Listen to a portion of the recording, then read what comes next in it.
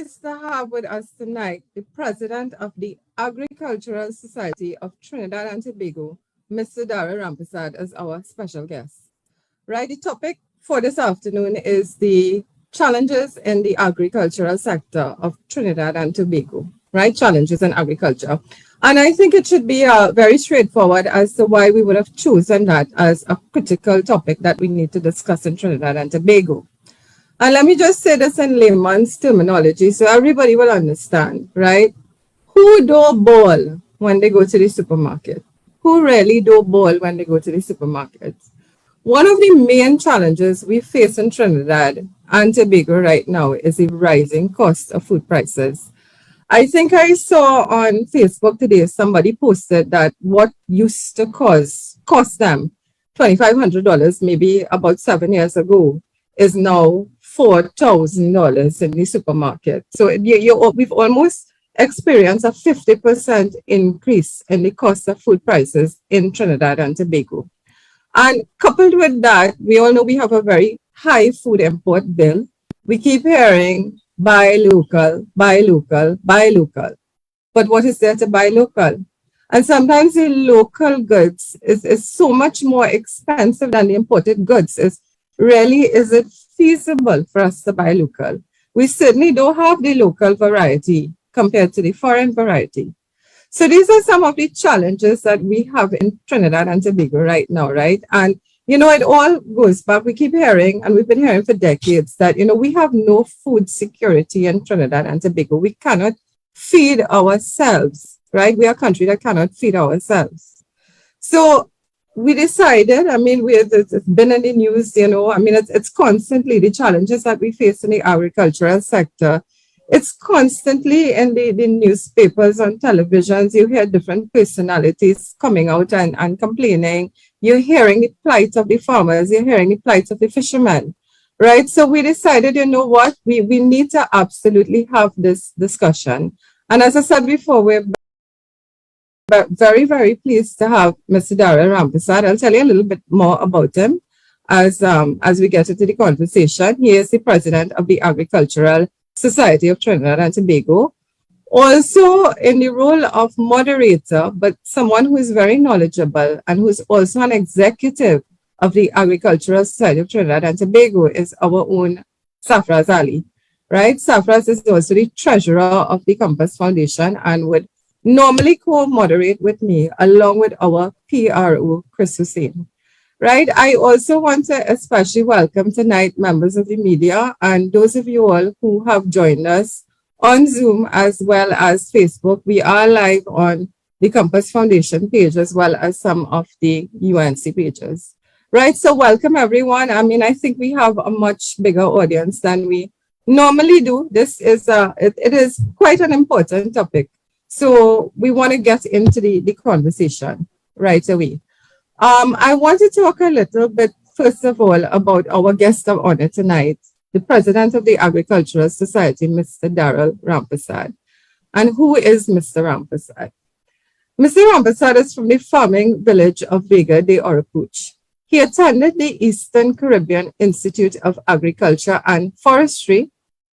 He is also a certified project manager and is also qualified in artificial insemination and embryo transfer in the livestock sector, besides being a crop farmer. He has worked in several agencies, including the Ministry of Agriculture, the Sugarcane Feed Center, NAMDEVCO, Trinidad and Tobago Agribusiness Association as the procurement manager, Massey Agricultural Department as a senior agronomist, and several other leading chemical companies. He is dedicated to serving the farmers and continues to be a strong advocate. So, Darrell, I would like to welcome you to Critical Conversations with the Compass Foundation. It is a pleasure to have you here. All right, so pleasant good evening, and thank you very much for that introduction. And thank you very much for the opportunity to be here to speak on the issues in agriculture. And as you mentioned, you all tagged it as the challenges in agriculture, because right now that is where we are in the agriculture sector. It is very challenging at this moment to be involved in agriculture.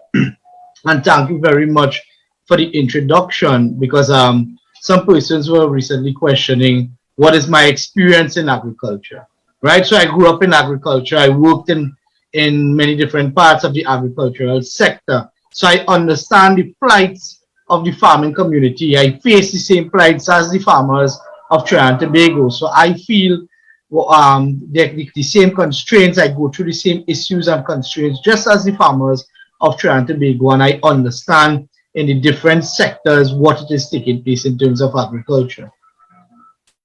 Daryl, I want to go straight into the questions right now. I just allow me to make one comment. Now, on social media, we've been hearing, all you are talking about is problem.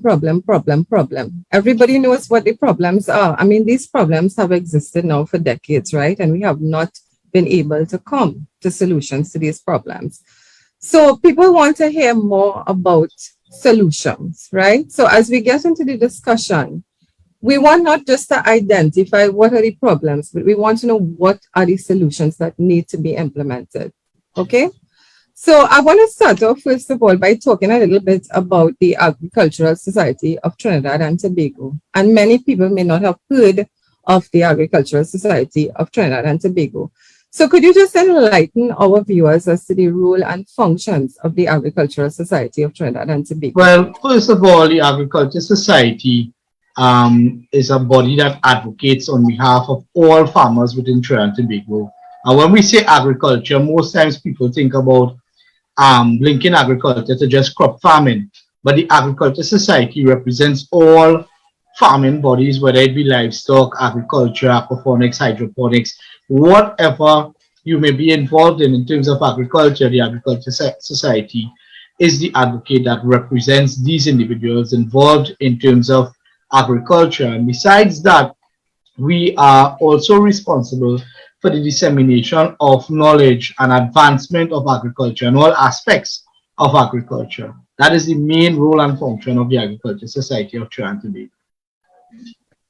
Daryl, now, folks, what we have done, we have targeted specific areas that we know are problematic areas. And land tenure is one, infrastructure is one, predial larceny is another, the role of NAMDEVCO in TNT is another, right? The flood relief grant, the collapse of the flood relief grant program, that's another. High cost of raw material is another, right? And there are some challenges that the Agricultural Society of Trinidad and Tobago is in fact facing. So the questions we ask are going to be along the lines of those problem areas. So I'd like to pass you on to Safras now, who will start the questioning.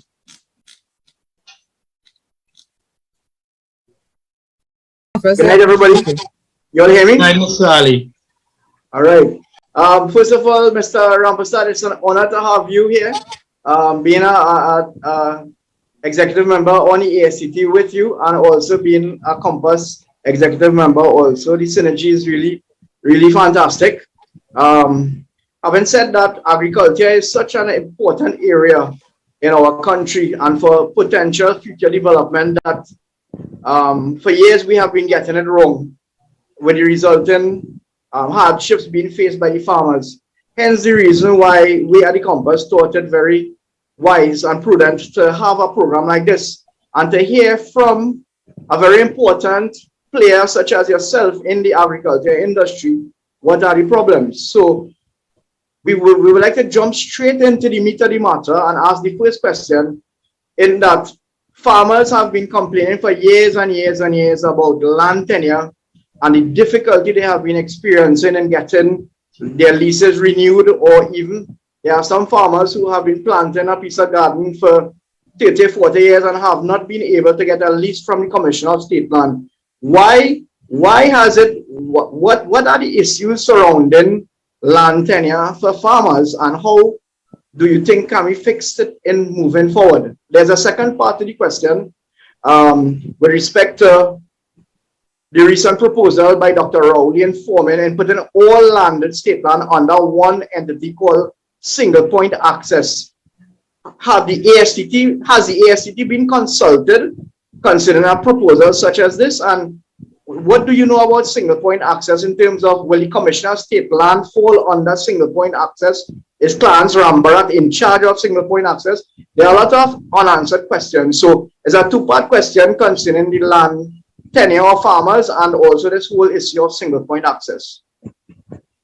All right, Mr. Ali. So on the issue of land tenure, going back to the beginning of the conversation, the issue in agriculture didn't start yesterday, as we all know. It started many, many years ago.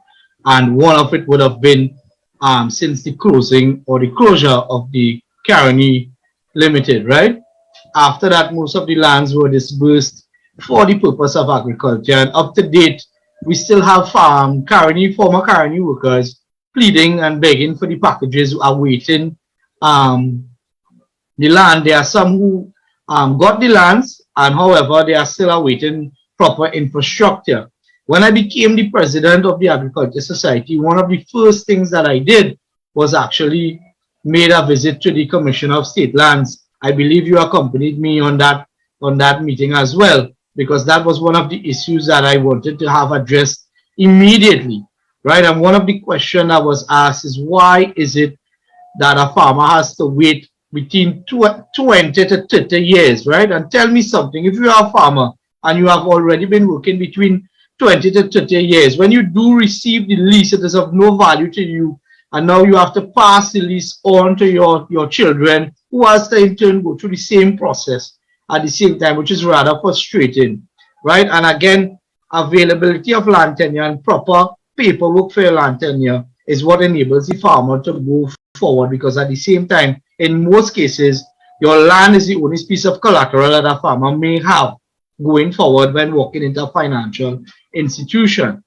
We have suggested that that process shouldn't take not more than 3 years, right, for an individual to, after making the application, to acquire the said portion of land or the lease for the said portion of land. It shouldn't take that process, because one of the answers that we got is that all the applications are made has to go to Parliament for approval.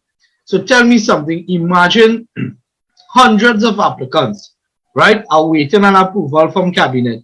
And we have seen governments come and governments go, and at the same time, the farmers are in the same position, awaiting that paperwork going forward in agriculture. And one of the other issues now is that we are experiencing a lot of flooding and whatnot. One of the issues is that we have no available land. When I say no available land space, there is land space available, but there is no area or agency that you can safely walk into and state, hi, I'm a farmer and I have been experiencing a lot of difficulties in the area in which I plant feeder larceny or flooding or what it may be, and I may need an additional piece of land, whether it be because of the flooding or whether it be to expand my agriculture production. Tell me, is there an agency that we can walk into and make an application and receive a set portion of land to start agriculture, expanding agriculture? Because one of the other topics is that when I'm attending the farmers meetings and I look around the room, right, very rare, very, very rare, I would see an individual below the age of 30. And that is a sign that most of the youths are not encouraged to go into agriculture at this point in time, because they are aware of the hardships. If you speak to the farmers outside there, they would also explain to you that they don't want their children in agriculture. They prefer that they get a good education and go on to some different job field at the same time, because the farmers know the challenges and the plight that they have faced. If it is that we could put a proper system in place where it takes us below 3 years from application, right, to holding that title of lease, I believe that that system is going to benefit the farmers of Trinidad and Tobago immensely, right, than having a farmer have to wait at least 30 years. You mentioned the access point or the single access point program and the former Minister of Agriculture. And it is said that he would be heading that area in terms of land. And now it's questionable, is it taking away authority from the Commissioner of State Lands? What is his purpose across there? What was he set there to do, right? Because if he could not have solved minor issues in agriculture as a Minister of Agriculture, I don't see how he's going to solve major issues in land tenancy as a chairman of a committee. I don't see anything going to happen with that, because it's safe to say that he was one of the worst ministers of agriculture that has ever passed through the history of agriculture. We had farmers that rejoiced, as a matter of fact, when that individual sent in resignation as Minister of Agriculture. So in terms of that access point program, I don't see any success coming out of the program at the same time, and it is questionable if it's going to take away the authority of the Commissioner of State Land and the duties from the Commissioner of State Land, what they are actually there and what they are set out to do. But when we talk about land tenure, land availability, at the same time, there's also a need for a huge exercise in terms of state land, right? Because when you move around to certain areas, you would notice that there are some areas that was designated to agriculture, and sometimes you may see 3-4 houses on the said portion of land and no agriculture taking place. And if you were to ask a question, why are you all here and what you all doing here, they would say that my grandmother gave me this portion of land to build a house, or my grandfather, or so on. But they are not doing agriculture at the same time, and I believe that it's time that we take agriculture serious in Trinidad and Tobago, and there is a need to do a proper land exercise, and the lands that was originally given out for the purpose of agriculture, if it is not being properly utilized, and I hold no remorse in that, take back these said portion of lands, because there must have been some criteria when the land was given out for the purpose of agriculture. If the land is not being utilized, there are individuals outside there that are interested genuinely in producing in terms of agriculture. Take back these lands and redistribute to individuals that are genuinely interested in agriculture at the same time, in order to promote and push agriculture forward, whether it may be in terms of livestock farming, small ruminants, poultry, crop farming.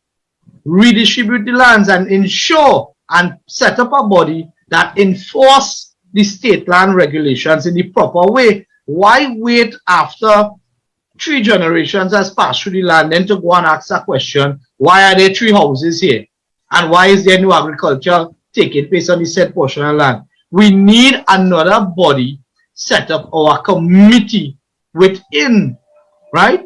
Or to work simultaneously to the state land authorities to ensure that the regulations as it pertains to land usage is followed in the proper way. Because in some instances, some individuals are of the perception that once they live on the land for a certain amount of years, it now belongs to them. But if the land was given out for a particular purpose, it needs to be enforced in the proper way what the lands was given out for. And I believe that if you do that in that direction, you are going to drive agriculture in a different direction at the same time too. Because on the other note, we are ensuring that the farmers are producing, because part of the regulation is that you must be producing, if you are a crop farmer especially, at least up to 75% of the land must continuously be cultivated at the same time too.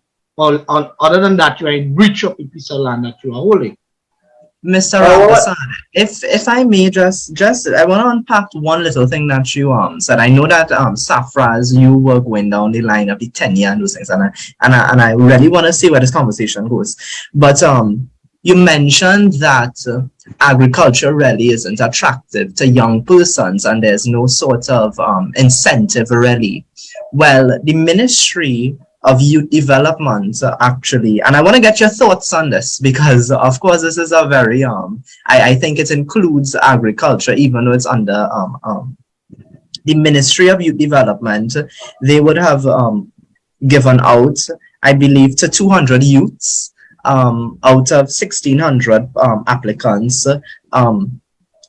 land, and also the government is going to pay their tuition. And I can even quote from what the minister said. He said it's not a hit and miss arrangement. We're not just giving you land and say go plant. You are getting the training to empower you to get on these lands in an informed position so that you will be a 21st century farmer. So my question to you is, do you think this is going to be effective? What are your thoughts on this?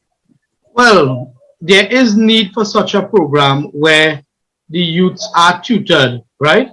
And it was always suggested, I myself have written several projects involving similar tutorials and getting the youths involved in agriculture. And it's always important that the youth receive a parcel of land to go into agriculture, to continue what it is that they have learned, right? But the question lies in terms of what areas that you are speaking about there, Mr. Hussein, that this project was set up in. The area would have been under facilitated through the Minister of Youth Development and National Service, the Honorable Foster Cummings. And what was the project designated to start in? Well, there was several. Talparo, but isn't the said minister the MP for the same area? Correct. Isn't it contradicting why they happen to choose the same area that the minister is the MP for the said area? Correct. Could this be for political mileage, or is there genuine interest in agriculture? Well, that's a very good question. And what was the criteria for entering such a program? Right? How was the individual selected?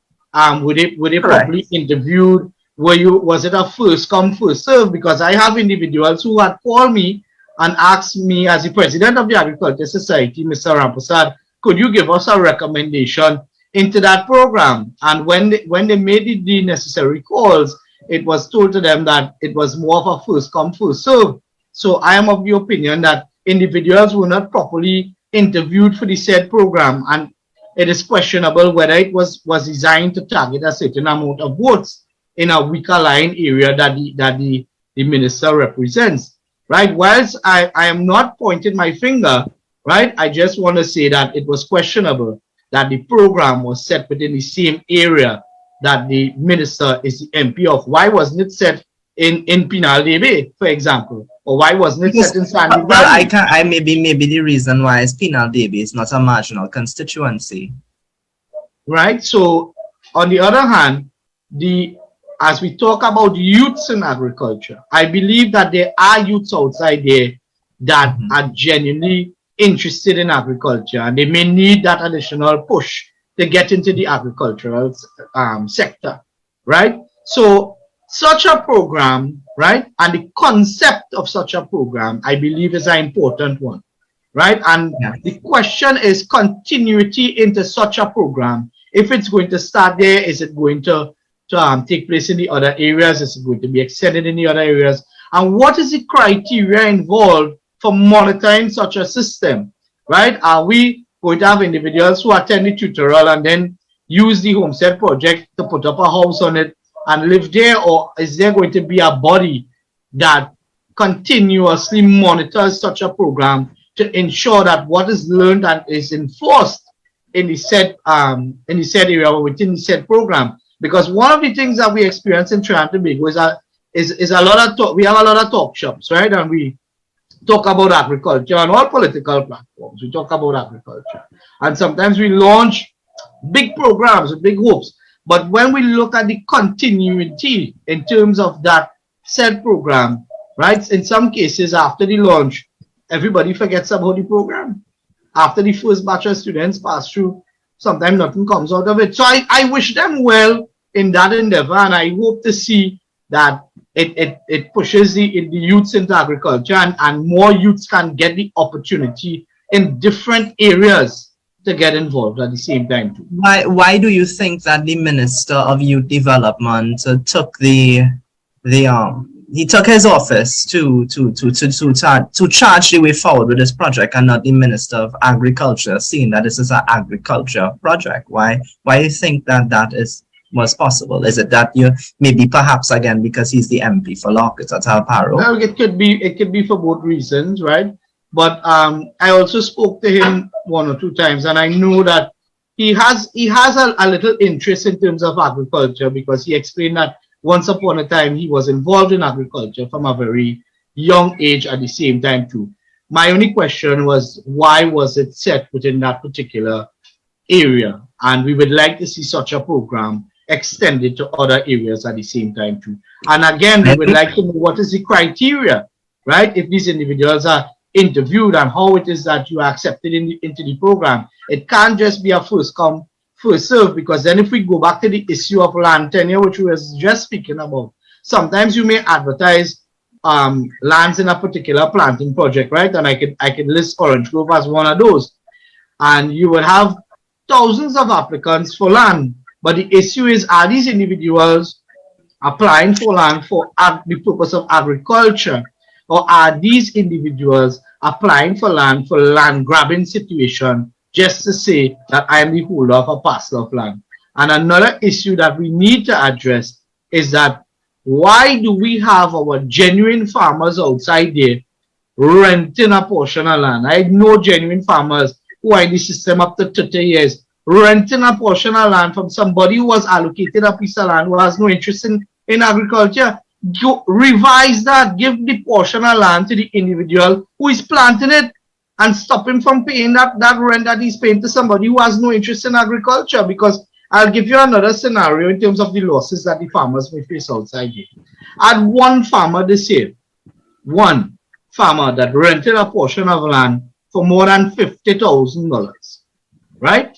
And tried to produce over 25 acres of watermelon. And at the end of the day, right, he was a victim to a predatory larceny, and then the effects of the adverse weather conditions, he was immensely affected. He faced huge losses in terms of that. So when it is a farmer doesn't have access to land, a genuine producer, then has to put out money for the rent and then money costs for the crop.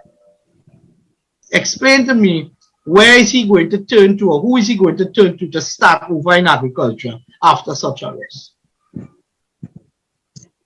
Mr. Officer, I just want to interject here and say that this whole land tenure issue and the government total mishandling of it has caused immense problems to the farmers. I'll give you an example, Mr. Officer.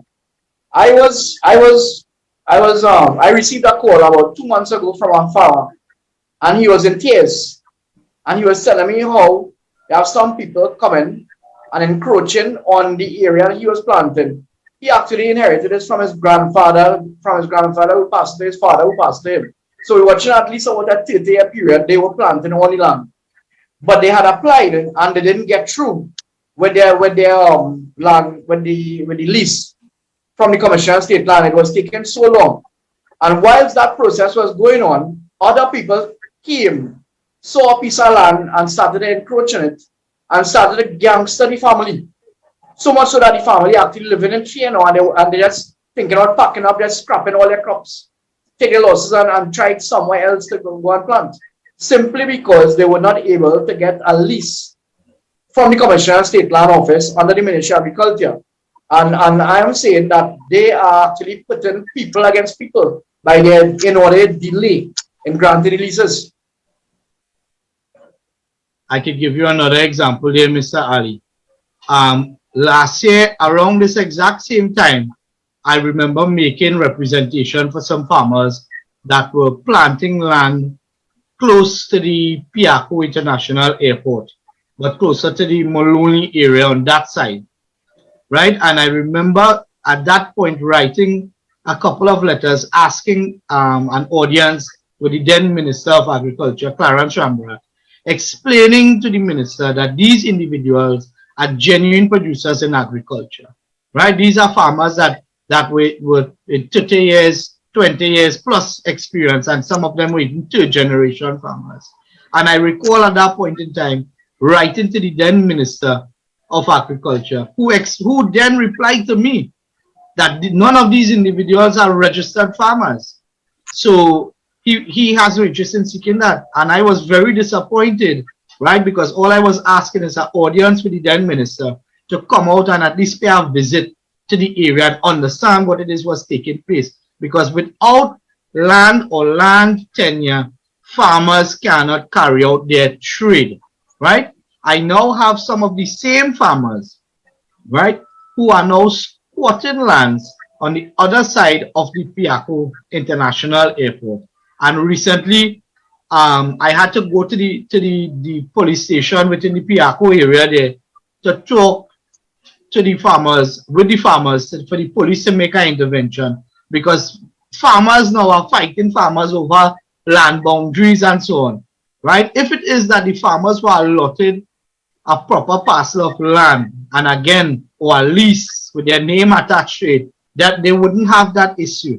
But we have farmers who went across to the other side and who are now claiming, right, that they are the occupants and they are now fighting over the boundaries of the said land. I even have one altercation taking place this week, right, where two farmers visited another farmer's home in Karapu and ambushed him in front of his house. Wow. Right, and he was badly injured over the same land issues, and is rather shameful that this is where we are heading, because we cannot put proper systems in place. And again, if we go back to what I said earlier, if we are able to put a 3-year period between application and receiving a lease, and of course it is, the farmers must be able to fit within some sort of criteria.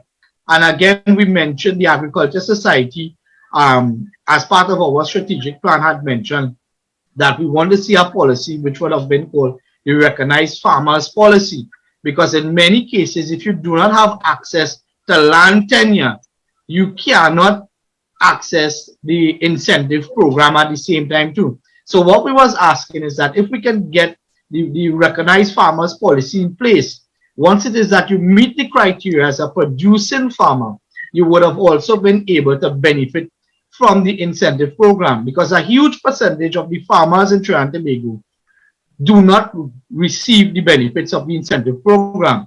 What we have from time to time, and I've seen it many times, we have individuals who have, and no offense to them, inherited old cocoa estates and coffee estates and so on, applying for their farmers badge because they inherited private lands in terms of farming land, and reaping the benefits of the incentive program, purchasing vehicles and whatnot, not for the purpose of farming, but just because they are able to access the incentive program, because they have access to land tenure, they are able to benefit from it. And you will see that the genuine producers in agriculture, right, are faced with many issues in terms of land tenure and even access to finance, for that matter of fact.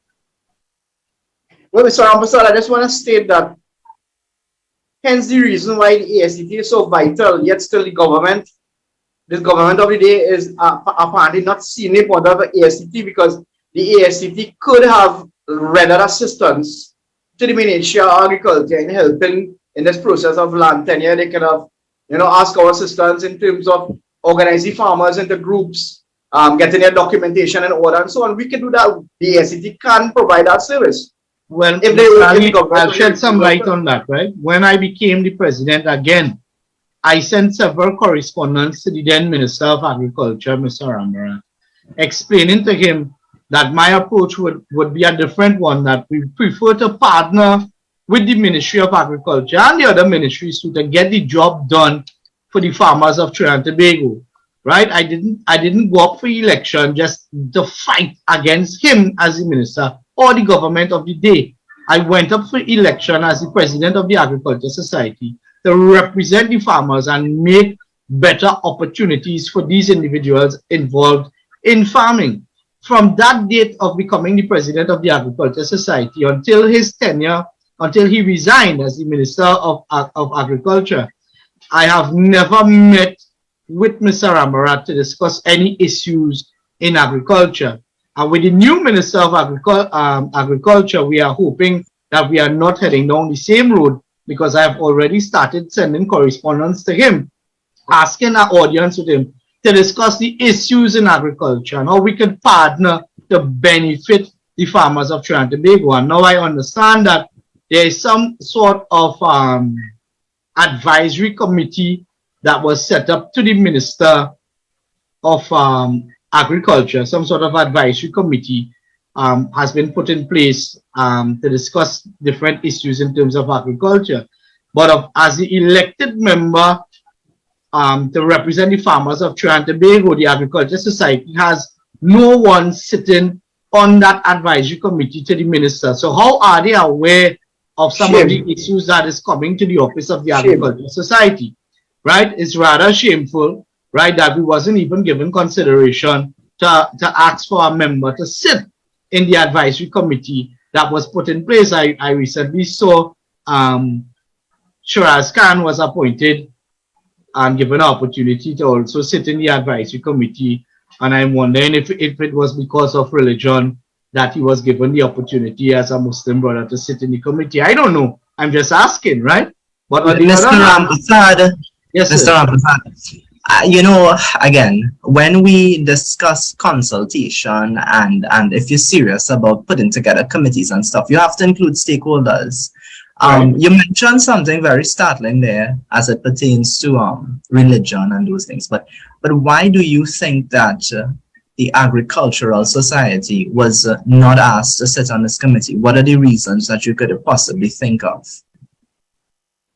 Well, Why not include? I mean, it's a no-brainer to include, you know, if you're really serious about consultation. The Agriculture Society, going back to the mandate of the society, is to represent and advocate on behalf of the farmers, right? And not to have the farmers' representative sit on that advisory committee. It was a slap in the face to the Agriculture Society at Trinidad and Tobago at the same time too. And again, since he became the Minister of Agriculture, he has had several meetings with different organizations and agencies and individuals, and yet still he has not sat down with the Agriculture Society yet.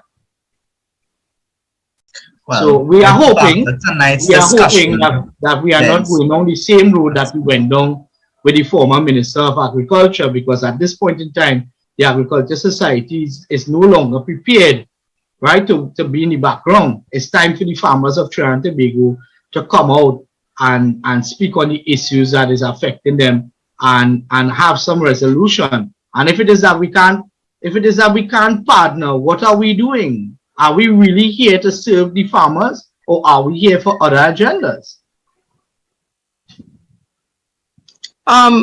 Gentlemen, I don't know if you all can hear me. I had to switch to my mobile device because for some reason my laptop just shut down, right? Okay, great. I saw someone made a comment that no one from dairy is represented on this panel, right? I do believe the two gentlemen that we have here can speak to a wide variety of subject areas. But I do want to say that this is going to be the first in a series of discussions that we're going to have on the challenges in the agricultural sector. So we will, I am hoping that the Agricultural Society of Trinidad and Tobago will be an ongoing representative on this panel, but we will be pulling in as well experts and representatives from different areas.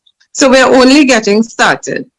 I believe the question was more geared towards the advisory committee that I was speaking about, that was set up. Okay, sorry. Advising the new Minister of Agriculture. I believe so.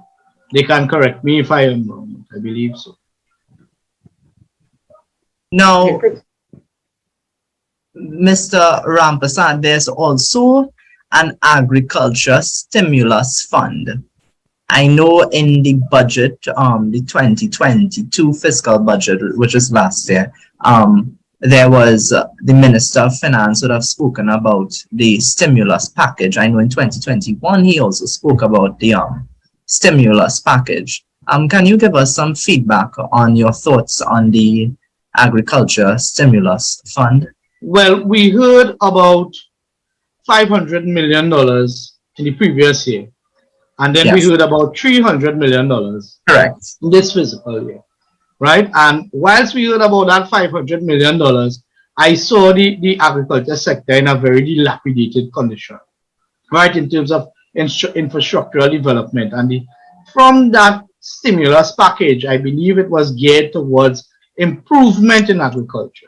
And if you was to go around to the different farming areas, Plumitan, Tabakit is one that I went to, and they said that they feel completely neglected. And Tabakit is one of the food baskets of Trinidad and Tobago. If we didn't have Tabakit, we wouldn't have no cabbage in Trinidad and Tobago. If we didn't have Plumitan, we wouldn't have any cucumbers in Trinidad and Tobago. I'll tell you that, right? Or the cost of these items would go sky high. And since last year, right, these areas have been crying out. Tabakit has been crying out for irrigation exercises, clearing of water channels and so on. There's a bridge in the Plumitan area that is going to collapse any one of these days, and it seems that they are waiting for the bridge to collapse and for the farmers to lose hundreds of thousands of dollars in terms of produce, agricultural produce, in that Flomitan planting project up there. Because I recently sent a letter to the new Minister of Agriculture asking what is the status in terms of no longer, the bridge can no longer be repaired, it has to be replaced. And when I started writing the letter, which was last year, around this time, I was asking for repairs. Now I'm asking for the bridge to be replaced because it's almost impossible. The farmers are risking their lives to cross the said bridge right now, right? So where is the $300 million being utilized in terms of agriculture? Because we are not seeing it in the planting projects, right? And in some cases, we are not seeing it being utilized to push or advance agriculture in any way. We know that a big percentage from that $500 million budget in the year before was utilized into the NAMDEFCO veggie bag program, which the government was buying produce and giving it away, right? So whilst it is that I found the project to be commendable on one end, at the same time it showed that if it is that we had additional markets for the farmers of Trinidad and Tobago, the prices in terms of commodities would increase outside there, and the farmers would be able to make a better living from agriculture. So there's a big issue. What I'm hearing is there's a big issue of value for money. You know, we see these big figures. Of course, we see these figures that are announced yearly, but it's somehow we are not seeing the value for money. And I want to also get your thoughts on another budget promise. I would have looked in the 2018 budget statement where there was 100,000 allocated in agricultural finance support program with grants, right? I would have seen in 2019 there was another program they would have provided one-off grants of up to $100,000 grant. Yeah. So could you talk to us about those grants and the effectiveness of those grants? Well, in terms of those grants, I know that the Agriculture Society has assisted a couple individuals in the past in terms of filling out the grants and the projects and so on allotted to that. But at the point in time, it was allotted to a certain age group. And I believe now that the age barrier has been removed, right? And farmers of all ages are able to apply for the said grant in terms of the $100,000 grant. One of the issues that affects the said grant is that a question that is asked, or a criteria, is that you must have access to land tenure to access that grant. So again, it goes back to our first discussion, our first topic. If the farmers do not have land tenure, how are they to access such a program? And what is it stopping individuals who have inherited land to just come up with some proposal or idea and receive the grant? And is it going to be utilized in the proper way for the advancement of agriculture in terms of Trinidad and Tobago? But you know, this sounds almost deliberate. Why is this happening? Why would any government who's really supposed to be serious? I mean, you know, one of the main purpose of any government is to improve the quality of life. You know, create a space for entrepreneurs to create a vibrant, dynamic space for business owners. Of course, there's a Ministry of Agriculture, Land and Fisheries. There are 3 ministers, I understand. Correct me if I'm right. I understand that there are 3 ministers within that ministry. Why can't they seem to get it right? What is do you think it is deliberate, or do you think it's just square pegs in round holes? Well, it could be an issue of square pegs in round holes, right? But coming back to the new Minister of Agriculture, coming across from local government, there is a need for infrastructural development in the agriculture sector, and I believe that the new minister holds a lot of experience in terms of infrastructural development and what may be required coming across from a ministry such as local government. He has spent a lot of time and years in the local government sector, and improvement of infrastructure is one that is greatly needed right now. So let's hope that he can apply his knowledge that he has from local government into agriculture. Because when we talk about infrastructure, right, we speak about access roads, we talk about ponds, we talk about water channels, creation of water channels, the silting of water channels, right? All these issues, right, would fall in terms of infrastructure. I know that he has some wealth and experience, a wealth of experience in that field, and I hope that he will be able to apply the said wealth of experience and knowledge into the agriculture sector. He just started, so let's see what's going to happen. Are you optimistic? Because you know, I can share in some of the views that you share that he's relatively new to the office. I can share in that, but also he has been in the cabinet. And of course, I would assume that in these meetings, they discuss openly what is going on in their ministries. So I don't know if I completely agree. You know, I think that we'll have to, I know a budget is approaching and we'll see what he comes up with. Well, I have been sending a lot of correspondence his way, right? From the farming communities, especially what the farmers and the challenges that the farmers are facing, and hopefully that he's going to give an audience and actually make. Has he responded? Some of these, he has responded, right? And we are still awaiting the audience with him to have a discussion on some of these issues there. And I'm hoping that he can come outside and get a better understanding as to what is actually taking place in agriculture. Let's go outside, let's get practical, because agriculture is a practical field. Correct. How long ago would you say that you would have sent him this sort of correspondence? Well, I've started writing to the new minister since he came into office, which is close to almost 3 months now. 3 months. Well, I wish you all the best. I see that we have a comment here from Vera, who is locked on the Zoom. Guys, we are on Zoom, so if you want to join the Zoom as well, you can. I know some of you all are viewing on the live on Facebook. So she says, excellent discourse and knowledge about the agricultural sector of TNT, Mr. Rampasad. Can you shed any light on the issue of agro-processing? Right, and thank you for the comment, and I love the question at the same time, because there is a need for an agro-processing arm in Trinidad and Tobago, right? There's a huge need for agro-processing arm in Trinidad and Tobago. I'll repeat that. And there once upon a time, I was employed many moons ago with the Trinidad and Tobago Agribusiness Association, TABA, right? Then TABA. And the concept of TABA was the right concept in terms of value-added products, right? Where we was taking cassava, sweet potato, plantain, hot peppers, pimento, we was doing seasoning, they was doing bread, they was doing juices. The concept of TABA was an excellent concept. And coming out of TABA, we started seeing a lot of cottage industries encouraged to go into the said field, because TABA was creating these products, packaged, peeled cassava, pre-cooked plantain, soup packs, all these kind of things, right? And we saw where it is now that the country, there's a huge need for that. And again, if we go into that direction, the agro-processing arm again can aid in terms of foreign exchange, because what we are doing now is stabilizing our product, adding value to it, and adding shelf life and selling time to the said product, right? And I'll give an example just by saying, for example, plantain, right?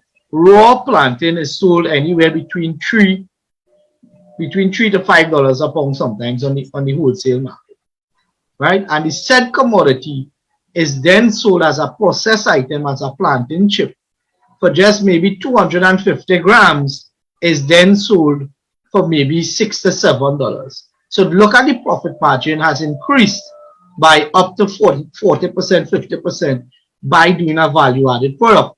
Not to mention commodities such as hot pepper, which our country, right? We are known for the scorpion pepper coming out of Trinidad and Tobago, right? We have the Moruga red pepper, which is a good pepper, and our flavor profile, right? And again, I talk from my personal experience.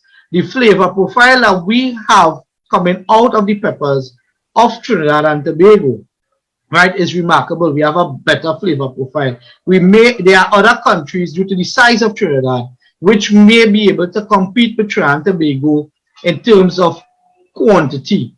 But when we talk about quality in terms of products, especially going back to hot pepper, right? Trinidad, that is one commodity that I am certain of that can place Trinidad and Tobago on the map. And prior to becoming the president of the Agriculture Society, I'll share something with you all.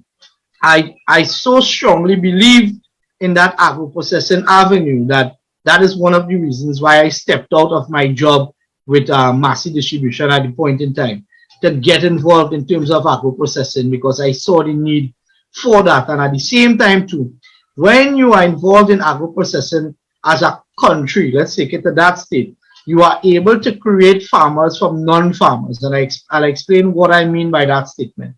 There are certain commodities that are not very difficult to grow, but is required in the processing field. So for example, if you are doing seasoning, broadleaf thyme is not a commodity that is very hard to grow, right?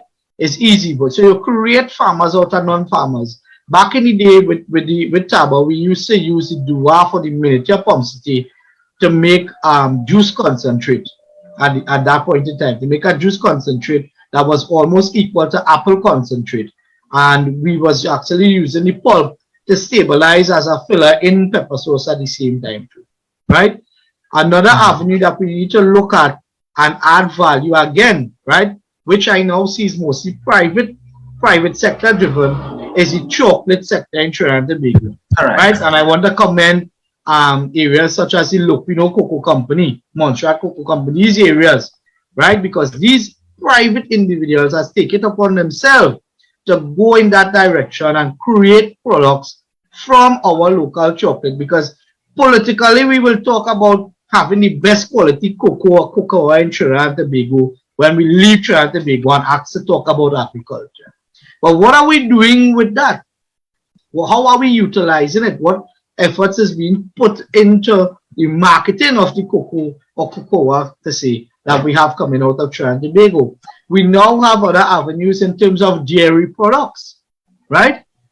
Value-added dairy products we can now look at in terms of yogurt drinks and all these kind of things we can look at in terms of the dairy sector, because the dairy sector is one that I strongly believe that there is not enough representation in the dairy sector, all right? And at the same time, there is not enough incentive pushing the dairy sector forward, right? Not to mention actually one of our listeners, viewers right now, Mr. Donnie Rogers, he is a living success of this value-added concept in the dairy, because from the dairy, he has fresh cow's milk, and from that, he is actually producing commercial dahi, flavored dahi, and it hitting the supermarket shelves, and they are fast sellers right now. And from the dahi he also making the cheese, homemade cheese. So, Mr. Donnie Rogers, all who is listening right now, all congratulations to you, brother. Keep pressing on, and you will be successful. But thank you for joining us as well, Mr. Rogers. Thank you so much. And whilst that is commendable, Mr. Ali, what Mr. Rogers is doing, as his market expands, he's going to face challenges due to the availability of raw material, because again, we do not have that big percentage of dairy farmers outside there in Trinidad and Tobago. And I'm sure that if it is that he's going in that direction and his product is being distributed within the supermarkets and whatnot, he's going to call for additional, right, raw material besides what he's producing. I assume he's also a dairy farmer. So besides what he's producing as a dairy farmer, he's going to require more raw material. And at the same time, these are some of the things that will stimulate agriculture. And there's something that we always do wrong side in Trinidad and Tobago, right? Sometimes we create a product and we do not look at how could we be consistent in maintaining the said product that we have outside there. And one of the things that we should be looking at is the market first. And again, I believe that our farmers in Trinidad and Tobago, they have the potential and the will, right? Once it is that they have the available markets, I am very certain that once the farmers of Trinidad and Tobago are treated fairly, they are willing to produce towards these markets. And I will go a little further in terms of contract farming, because when we opened the program, we spoke about the increase in food prices. And the increase in food prices is not ideally because the farmers of Trinidad and Tobago are carrying up the prices in. It's because of some of the factors and some of the issues that the farmers have faced. Our market, and you would hear me preaching that probably 100 times per day. Our market is based upon supply and demand. So simply if we have excessive, the price is going to drop. And if we have a little, the price is going to increase. And certain commodities now, I've noticed, for example, sweet pepper is one that is very expensive. I've walked through the wholesale market recently. I've walked through the farmers market. I have recently walked through the Tunapuna Regional Corporation market as well too. And I saw that we don't have that amount of sweet pepper. And I also consulted with some of the local distributors in terms of seed. And one of the issues too is that because of foreign exchange, right, they are not able to bring in the amount of seeds into the country at the same time too because of that. And the businessmen who are involved in agriculture sometimes they are last on the list to receive the bliss of foreign exchange.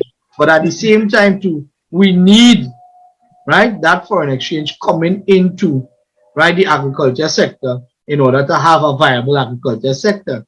If it is that our farmers can produce into contract markets, right, and where it might be poultry farmers, most of the poultry farmers now are into contract farming, right? And I believe that contract farming, besides agro-processing, is also the way forward for the farmers at the same time, because, and the both of them can be linked together, right? Because you are supplying into the agro-processing chain at a set price.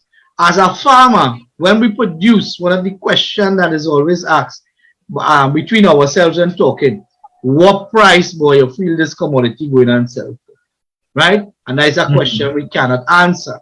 But if it is that we are planting and we are supplying into different food chains or into a contract market system, the farmer will now be able to plan his lifestyle. Now stating, well, okay, if I'm able to produce 10,000 pounds of sweet pepper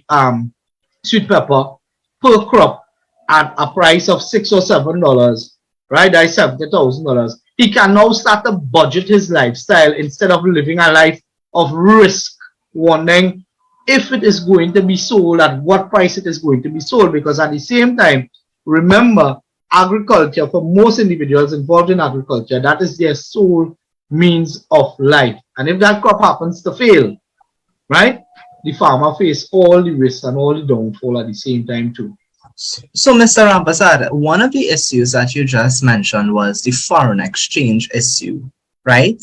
And seeds and those things. Now, if it is that the government can get it right, you know, correct the problems that we discussed here today, then of course what we are looking at is selling our produce on the foreign markets and getting revenue for that, right? And of course, when we speak about food security, you know, it's like what it is, you kill two birds with one stone, basically, yeah.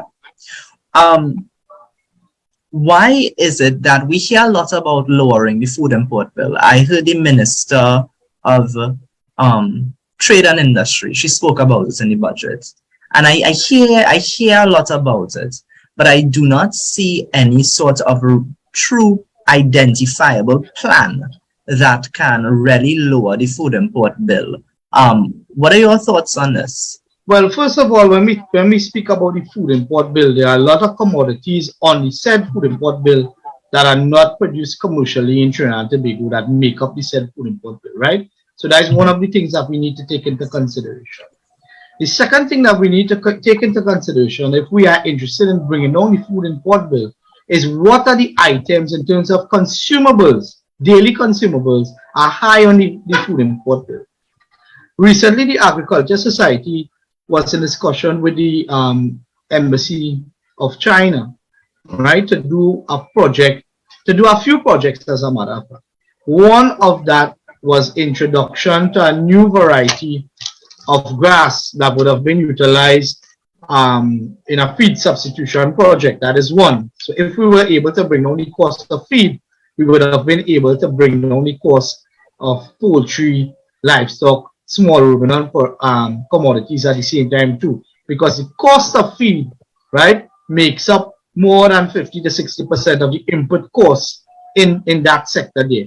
We was also in discussion to introduce new varieties of rice, right, and setting up a rice mill here, another rice mill here in Trinidad and Tobago, right? Because when we talk about rice, most of the rice produced in Trinidad and Tobago is mostly produced for pet rice. It's not of that good quality, maybe because of the variety and so on that we have. But if it is that we were to introduce new varieties of rice and create a said market for the said rice, right? Because rice is a daily consumable in Trinidad and Tobago. When you talk about the food import bill, I'm very certain that rice makes up a huge percentage of that there. And you know, this just short, very, very short conversation here. I am hearing employment opportunities. The minute that you mention setting up a rice mill and looking at those things that we can plant here. I know there are some crops that we cannot plant because of our conditions, but of course what we also look at is that the government can also bring down the unemployment rate possibly by opening up these. And a project like that would have benefited the country immensely. Yes, I wanted to pull that to there because Darrell was not going to say what exactly happened to that project because I was involved in it also. And the embassy of Trinidad, embassy of the representative from China met with representatives from ASCT, and the project was actually in an advanced state. And all the ASCT and the embassy from China was awaiting was the go-ahead from Ministry of Agriculture, stating that the ASTT can go ahead and initiate this project as part of a farming project. And that is what stopped the project.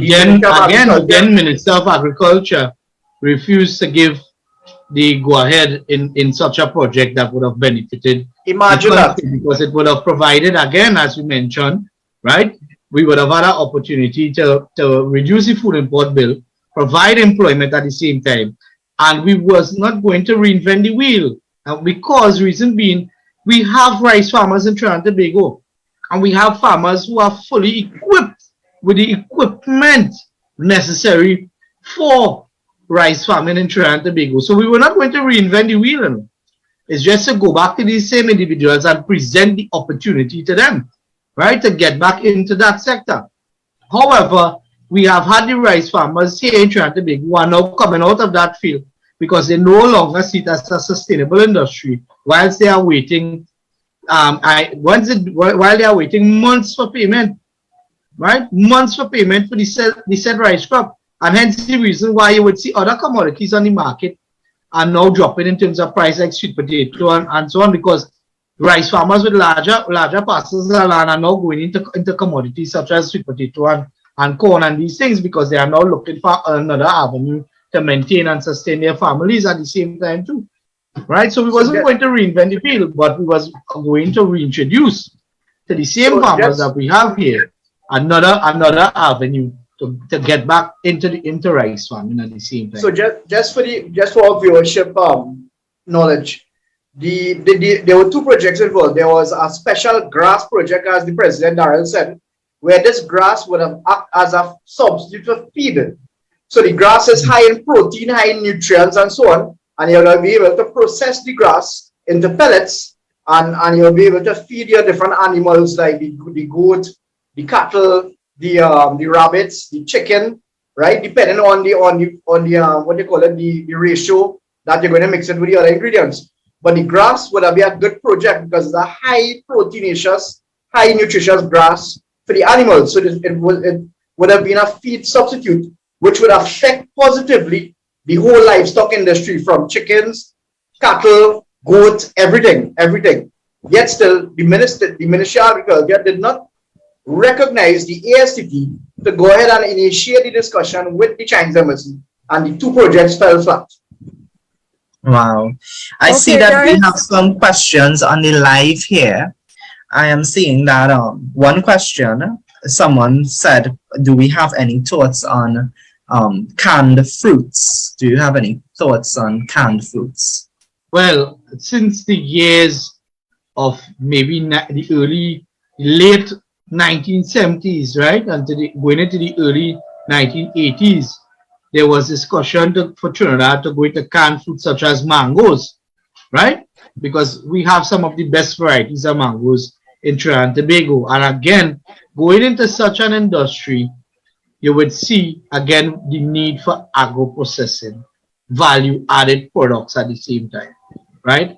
And I don't believe that even the now government or previous or past government had any plans again to start canning fruits. But there is a wonderful opportunity in terms of mangoes and also pineapples, because Trinidad has one of the sweetest varieties of pineapple coming out of Trinidad and Tobago. Because whilst traveling in recent times in areas such as Puerto Rico, Mexico, our quality and taste of our pineapple, right, is much better compared. And again, it comes to show that they can beat us in terms of quantity, but in terms of quality coming out of Trinidad and Tobago, it's very difficult to beat us in terms of quality that we will have coming out of Trinidad and Tobago. So again, items such as mangoes and pineapple, right, is one that we should be looking at locally. And I believe that there was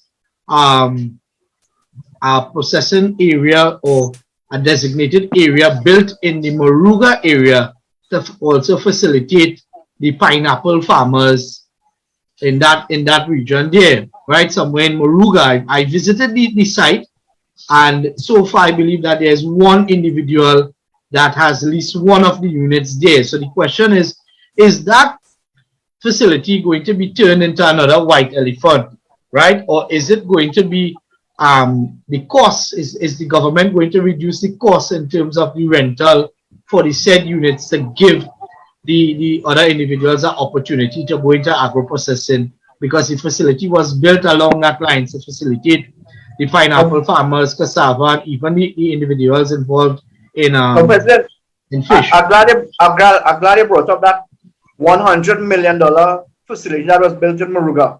Correction, Mr. Ali, $129 million. 100 and how much? $129 million. $129 million taxpayers' money was spent to build that facility in Moruga leading up to the 2020 general election, right in the marginal constituency of Moruga Tableland. And yet still, farmers are unable to utilize it because the feedback coming to the ASCT is that it was badly built and it was not conducive to do the agro-processing, the very said reason it was built for. Can I was now going to say welcome to Councillor Ryan Rampersad, who has joined us, who was also a past executive member of the Agricultural Society of Trinidad and Tobago. So actually I was intervening to say welcome to you, Councillor Rampersad. I don't know if you have a little contribution you would like to make. Thank you very much, Alicia. My apologies for joining late. It's just that I had quite a lot to do and I just joined. It was about 10 minutes or so. So let me say good night to the Compass Foundation. Let me say good night to the president of the Agricultural Society of Trinidad and Tobago, my good friend Mr. Darrell Rampersad. No relation to me. Nonetheless, we have served together for a number of years in the ASTT.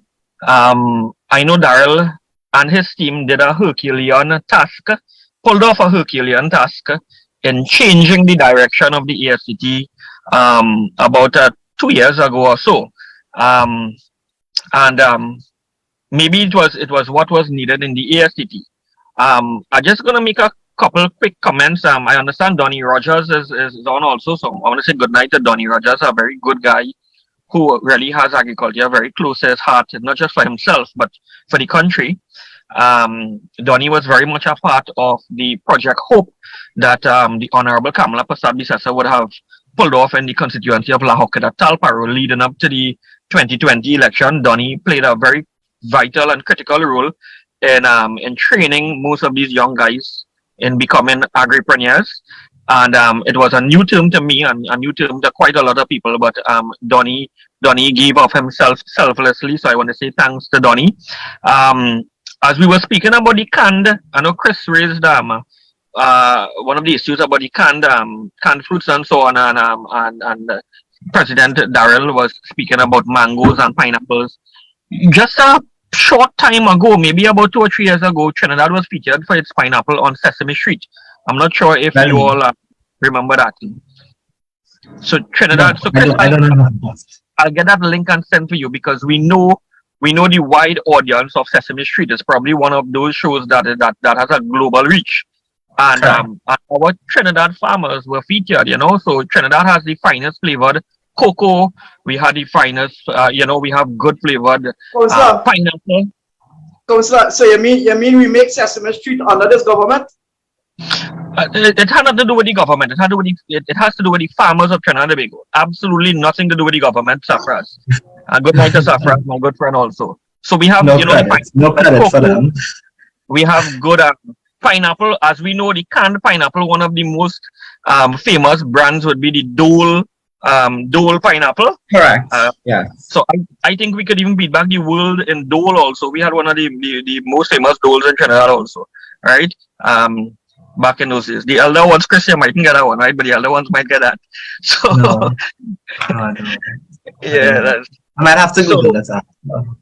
don't worry, I'll send you the link. So to President Darrell, I don't want to take up much time, but to President Darrell, I just want to throw this challenge to you, President Darrell. I know, the team that you have brought along with you would have been a team where you really had a challenge in terms of, closing of membership and so on and changing the direction the ASCT was going. But as you head into the future, I would like to see people like Donnie Rogers on board with you. I'm just giving you examples, right? We need leaders in the various sectors. The ASCT is about advocacy and dissemination of information. And if the ASCT is about this, you need the best in the field, in the various commodities and so on. And, whilst we thank those who would have joined you in that battle, that fierce battle that you had to fight, which you eventually won, whilst we thank them, I firmly believe at this time there has to be some changes. And I think that you know that also, right? And maybe it needs to be done in a very active way and not a passive way. And you have, again, I'll use Donnie as an example when it comes to dairy farming and so on. We spoke about the rice before. You have older members who would have served, and when I say old, not necessarily aged persons, but persons who would have served previously in the ASCT, who are real champions in the various commodities. And maybe you need to rally up this team, because when you go out there, the voice of the ASCT should not at this point in time be just Darrell. You must have an army of well-researched and well-educated persons and well-experienced persons behind you. And I think once you join your voices together in harmony, that we could make a loud enough voice to make this government recognize the challenges that we face. Because we can't continue to be having an import bill of over $4 billion, right? So to President Darrell, I just want you to think along those lines. You may very well have been thinking along those lines, but I just needed to say it to you, right? Because I firmly believe this is the direction that the ASCT has to go in. The ASCT is the only national organization that represents the farmers of the country. You have a huge task, and you have done well so far. But to continue to do not just well, but to do better, you need to equip yourself with the resources, and your resources would be human resources. You need the proper people with you. So guys, I've taken up enough of your time. I'll just be a bystander and listen on, and probably intervene as we go along. Thank you all very much.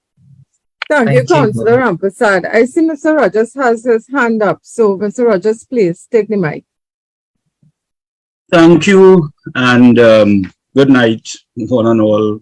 Good night, Mr. Rampasad, the President, Councillor Rampasad, for your kind comments, Mr. Ali, for your kind comments as well.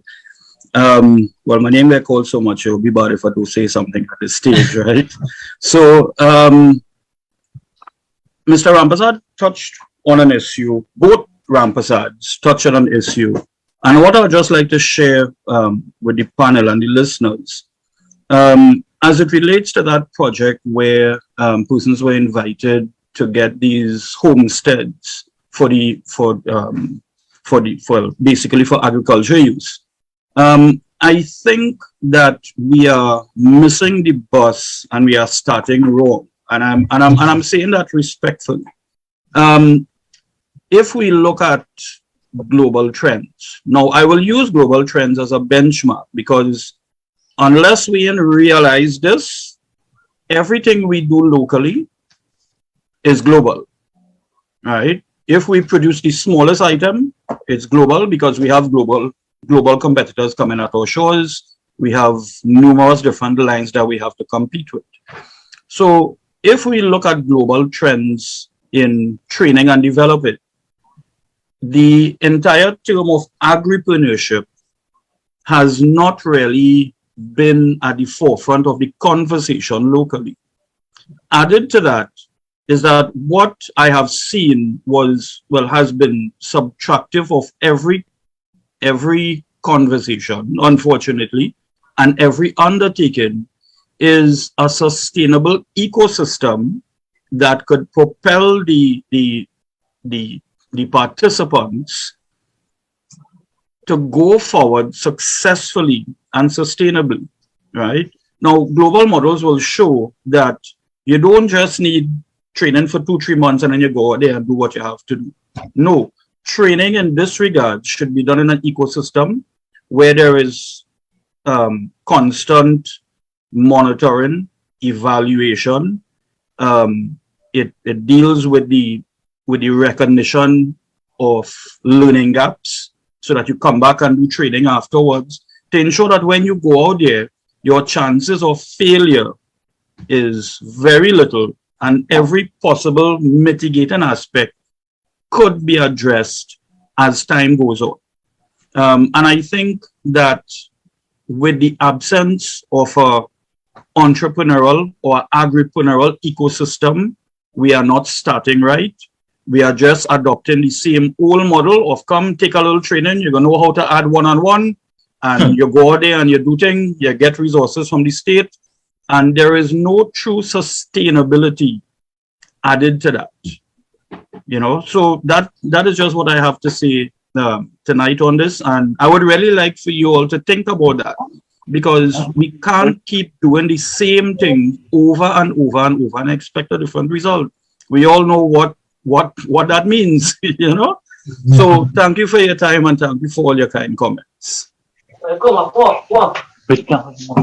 Thank you very much for your contribution, Mr. Rogers. I don't know if anybody on Lisa, is Donnie still there? Yes, he is. I would like to ask Donnie. Donnie, how has this whole issue with feed and the lack of NFM, lack of what to put it? They were not able to source raw materials in time to make. Did that affect the cattle industry, Donnie? Okay, so from the dairy perspective, I can say that the increases in feed cost, I think from the beginning of the pandemic, when we first started to see movements upwards, my feed cost has increased by about 65%. 65%. 65%. Wow. Yeah. So, and that is if there's the availability of certain things, right? So usually I will do a mix that I'm sure you all can respect if I say I will have a TMR on a daily basis, and I would, feed my animals that. When you look at, you are constantly being faced with the issue of not having additives or various types of quote unquote feed that you would want to mix in your TMR, you are now affecting the animal's productivity and the animal's health. So in keeping with that now, I mean, I preach sustainability, so it would be remiss of me if I didn't do something on my own. I now had to find the resources to now come and invest into looking at corn crops to start to supplement the feed and to start to ensure that these animals are going to get what their dietary requirements would require. You know, so yes, it was, I mean, financially, it was a serious hit, where over this period, you're looking at about at about 65% increase in cost, when the price of milk on the shelf still staying the same, you know. So it was a serious hit. And then on top of that, you had to go and find resources now to come and invest into various implements. And in my case, doing some crops of corn to start to offset that that increase.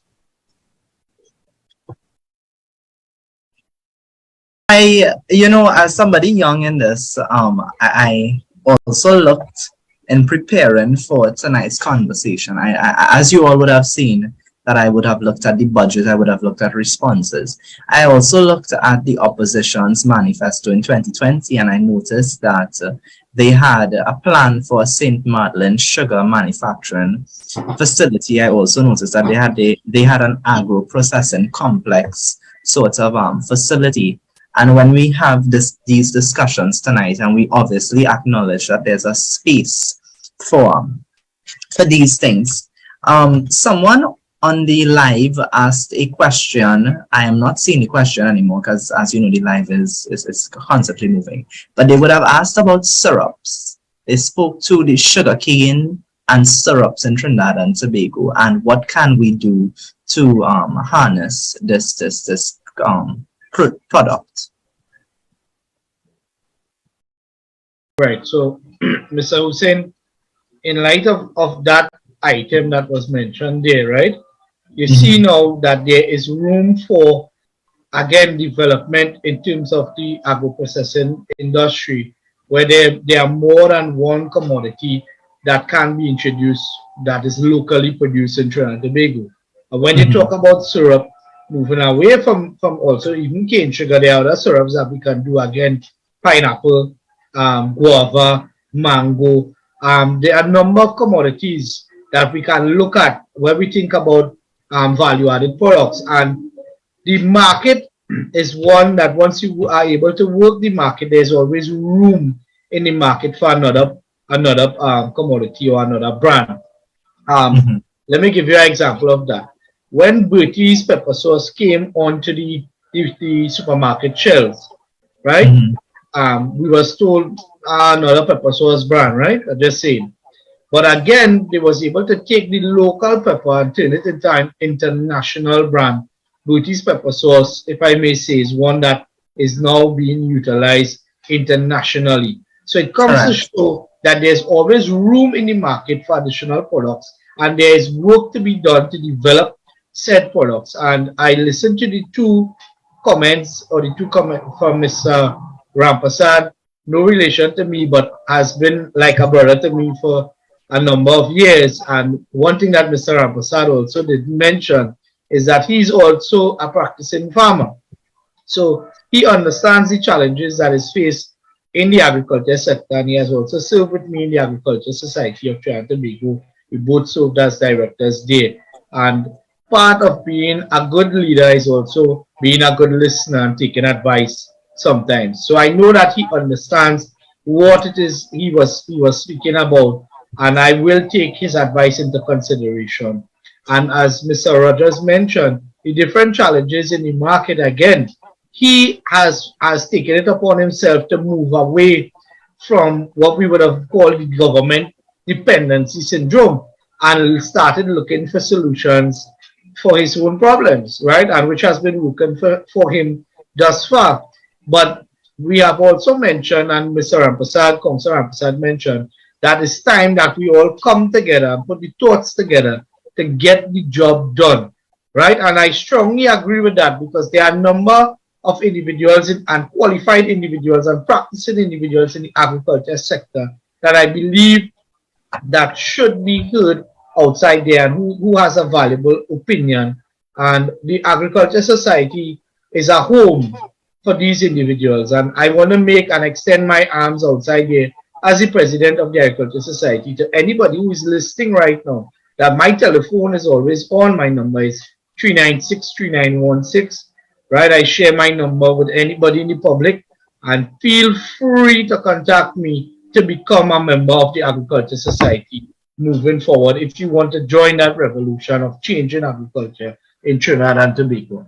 I know that you mentioned that you want to wrap up by 9:30. We want to wrap up at So if 9:30. anybody has any questions, I I'm will seeing one entertain it. hand up, right? So I want to allow this gentleman to speak, and then we'll take closing comments and then wrap up, right? So, Mr. Trini to the bone, please take the mic.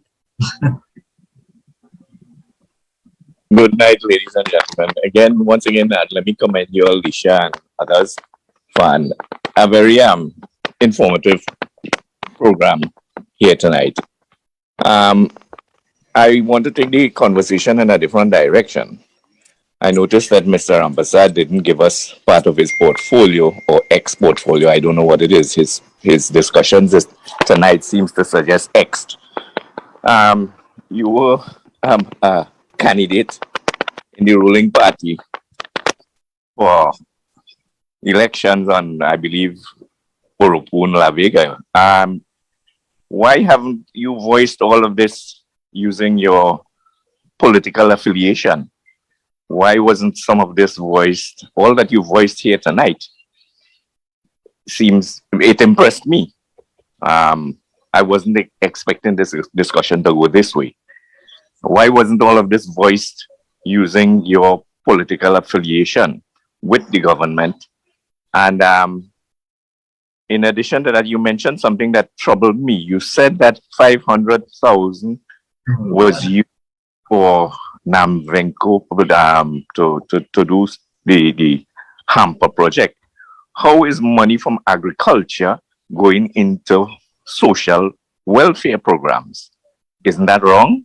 Why haven't you spoken out about that if you know that? I am only privy to that information tonight. And it took me aback. I almost fell out of my hammock. I have more to add. We seem to be talking about land tenure and all of that, things that affect people in agriculture, but we haven't spoken to monopolies that have been created in consumables, in chemicals, and so on. When is the Agricultural Society going to speak about those things and get us on an even keel? That is what the consumables are the costly things in agriculture. That is what makes the small farmer unable to produce or produce at high costs. When are we going to start speaking to those issues?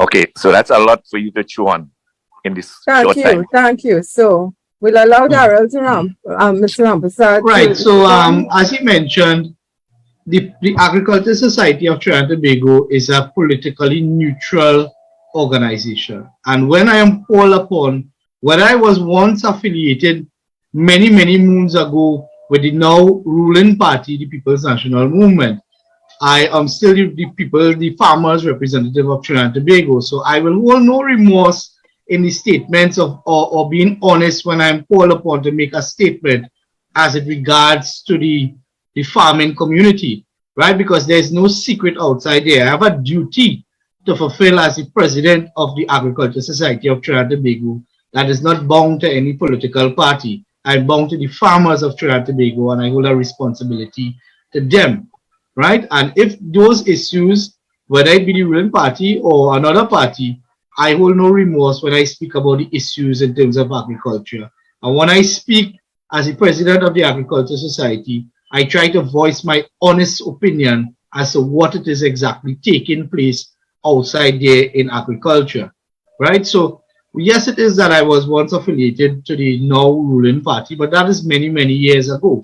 But as the president of the Agricultural Society, you would notice that I take a very neutral approach in terms of politics. I am not on any set platform discussing political views. I am discussing the views of the farming community, which I represent, which I was elected to do by the farmers of Trinidad and Tobago. And when I look at the farmers of Trinidad and Tobago, I see no red and I see no yellow, because I represent all the farmers of Trinidad and Tobago. Whether they were in support of me at that point in time, representation is free and it's for everybody outside the only farmers. Yeah, my question was, were these issues voiced at using your political affiliation. That is where I was going with discussion. No, the views were not voiced using my political affiliation. All my correspondence comes from the office of the president of the Agriculture Society. That is the portfolio that I hold now, and that is where the correspondence goes forward to the different agencies, not as a member of any political party. Yeah, but you must have been privy to meetings in the agricultural sector. You mentioned part of your working in other areas in agriculture.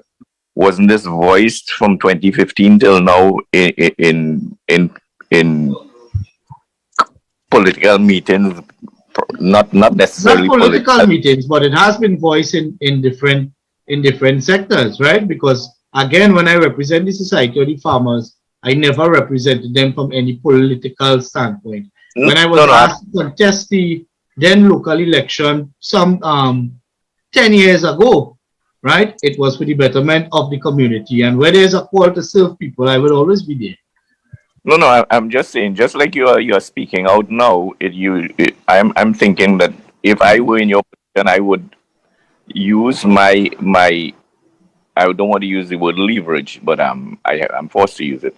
I would use my connections to be able to get my voice and to speak on behalf of the farmers, because that the conversation on social media is, this man has been there and he has represented. They consider you as part of the government because of your affiliation, and I do too. Why, Mr. Trinity,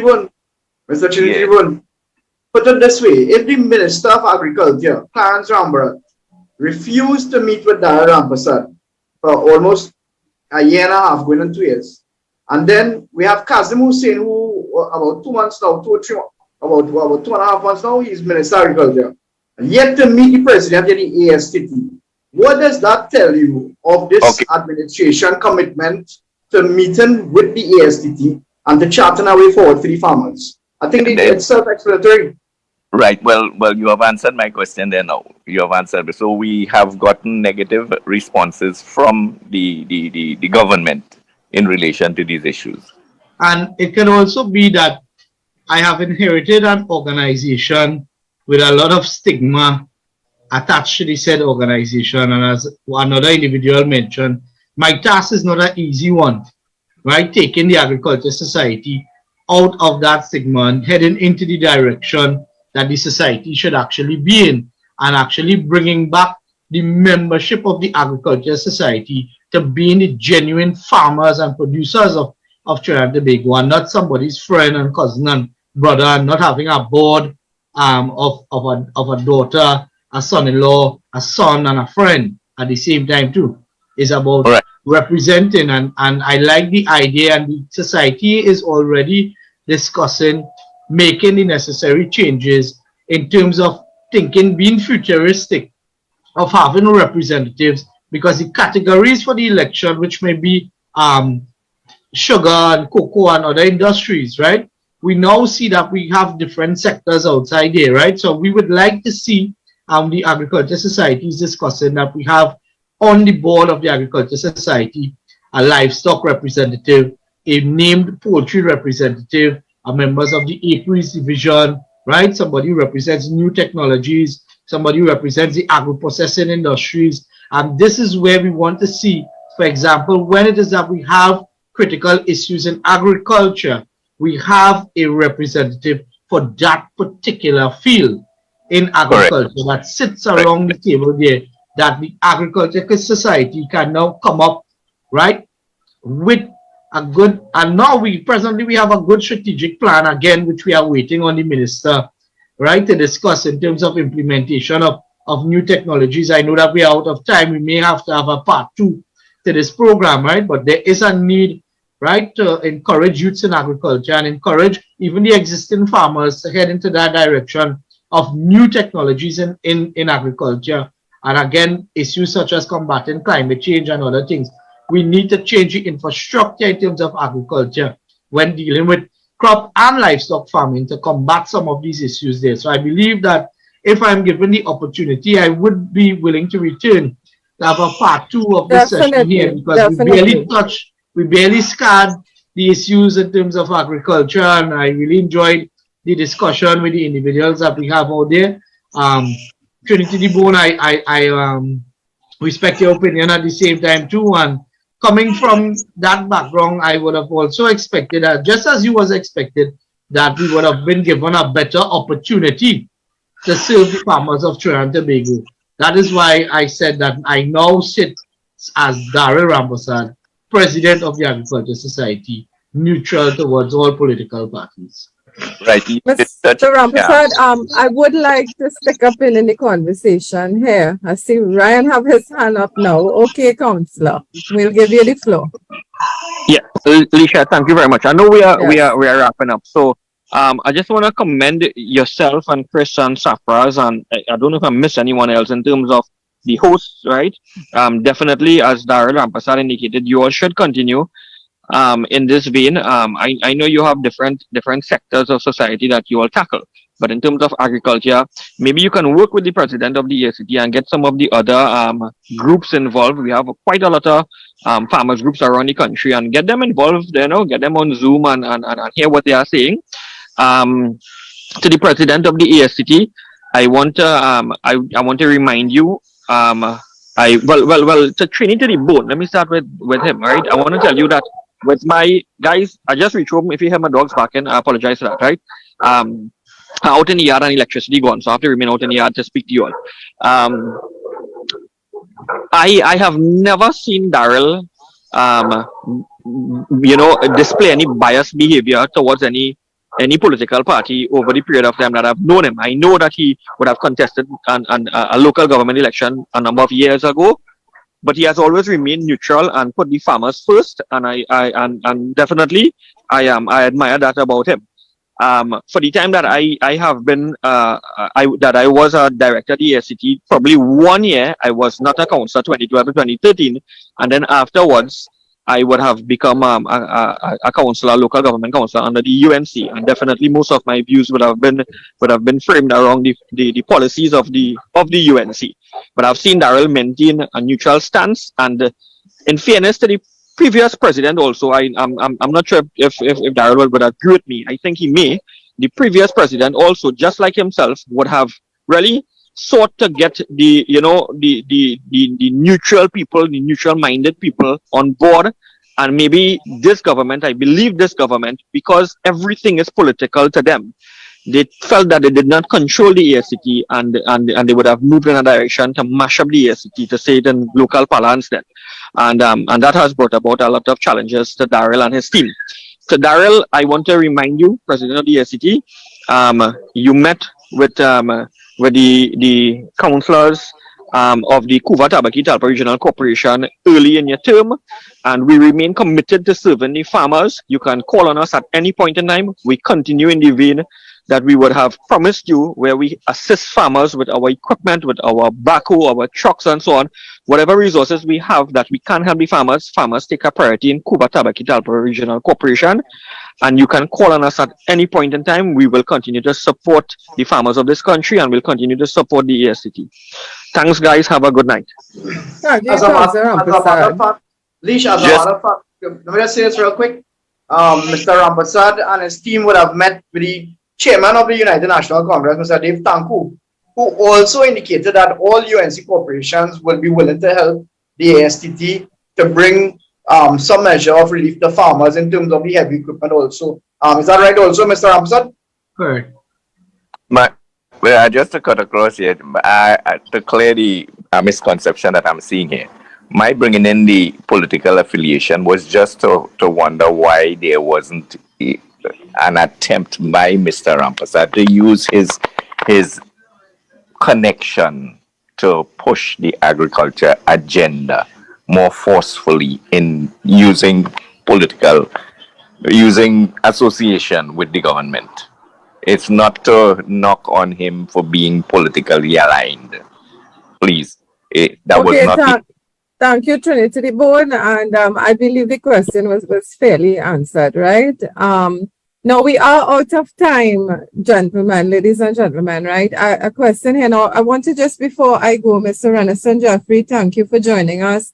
Mr. Surin Ramkissoon, thank you for joining us. Mr. Donnie Rogers, thank you for joining us. Ms. Vera Ramlal, thank you for joining us. Marlon Matura, thank you for joining us, right? So I will allow Mr. Rampersad to give some closing remarks, and then I will give my my closing remarks and vote of thanks, and we will close off. So, Mr. Rampersad. All right. Well, once again, thank you for the opportunity to be here on behalf of the Agriculture Society of Trinidad and Tobago. I want to take the opportunity to say that I humbly accept another invitation to be here for part 2 of this event to discuss the agriculture issues outside there. All opinions was taken into consideration that was given from the different viewers and commenters on the program at the same time too. And I believe that for us to go forward in terms of agriculture, we really need to put aside the political agenda and join forces in order to get the task done, because we need to start thinking futuristic again in terms of agriculture, because right now our country is still solely dependent upon oil and gas. And a nation that can feed itself is one that can call itself independent. But can we call ourselves truly independent with the amount of imports that we have coming into Trinidad and Tobago? That's the question that we need to ask ourselves as individuals living here as citizens of Trinidad and Tobago, right? So I will close by saying that we at the Agriculture Society, and myself as the president, we have open arms to work with anybody once they are willing to improve the lives and the agriculture sector of Trinidad and Tobago. We are willing to partner and work with anyone to benefit the farmers of Trinidad and Tobago. Thank you, Mr. Rampersad. Safras, I know you being an executive of ASTT as well, right? I don't know if you want to say a few final last words. I'll be real brief. Thank you very much, Lisha. First of all, thank you, Mr. Dara Rampersad. We have been trying months to get you on this program. It finally happened. We haven't even touched half of the questions we wanted to ask you. There were questions on NAMDEVCO fulfilling its mandate. There was questions on the high cost of raw material, fertilizer price triple, and farmers are being pushed out to the market because they can't afford to. They have infrastructure issues all over the country that the Ministry of Agriculture is not clearing drains on a timely basis, causing farmers to suffer with flooding issues, the flood grants, a number of different issues. So we definitely need to get you on board again one more time, Mr. Rampersad.